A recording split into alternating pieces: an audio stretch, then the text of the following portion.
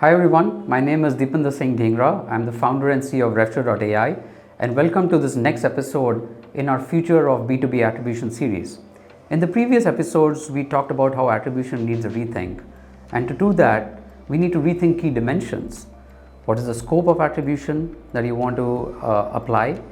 What are the key questions you want to answer? We talked about the analytical approach that you might need to answer the range of questions that are required in an attribution initiative. And we also talked about the timeliness. What is the time frame in which you want insight so you can make better decisions? And today we'll talk about the last aspect, which is one of the most important aspects, which is how do you take the insights from attribution and drive better actionability and better decisions? And in that pursuit, really one needs to think about how to use attribution insights to make better decisions. You could use attribution at multiple levels. For example, attribution insights can help you make better spend reallocation decisions. Do you want to spend more on paid search or paid social or on content or on trade shows, webinars? You can start events. You can start thinking about which channels have been most effective and what's the right mix of channels.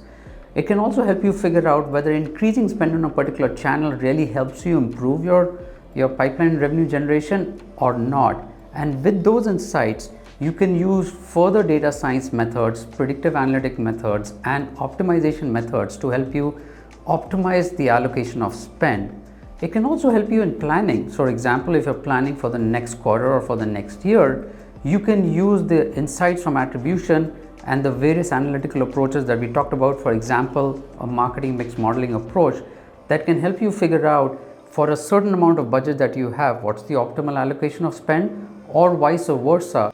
If you have certain targets in terms of pipeline generation or revenue generation, how much budget and what's the right mix of spend you will need to meet those pipeline and revenue generation targets. Not only this, you can actually use the insights from attribution, for example, from a data-based multi-touch attribution approach to plan and orchestrate the next best action or the next best touch in the journey of a particular lead or a set of accounts that you're probably trying to nurture and target. A multi-touch attribution approach, which is data-based and AI-based, helps you figure out what's the right sequence of touches that are really contributing to conversion. It helps you answer the question, which touch really contributes and whose absence would really decrease conversion. With that insight and with the insight on the unique journey of a particular lead in a particular account, you can plan the next best touch for a certain set of accounts or a certain set of leads. You can also figure out what leads and accounts have a predictive pipeline propensity, which ones are really showing better propensity to convert into pipeline and to convert into revenue, so you can help prioritize using predictive AI that has been built on a base of a data foundation that we talked in one of our earlier episodes.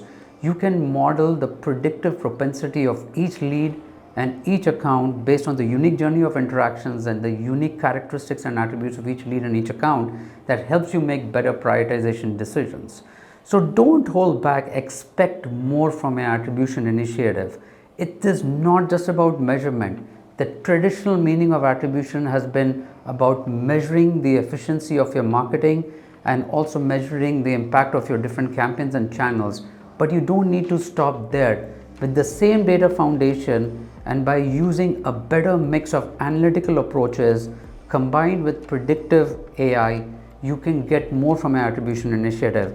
And that's really about transforming the mindset around attribution. So thanks for listening. In our next episode, we're going to summarize the learnings around how we think about the future of B2B attribution. Stay tuned.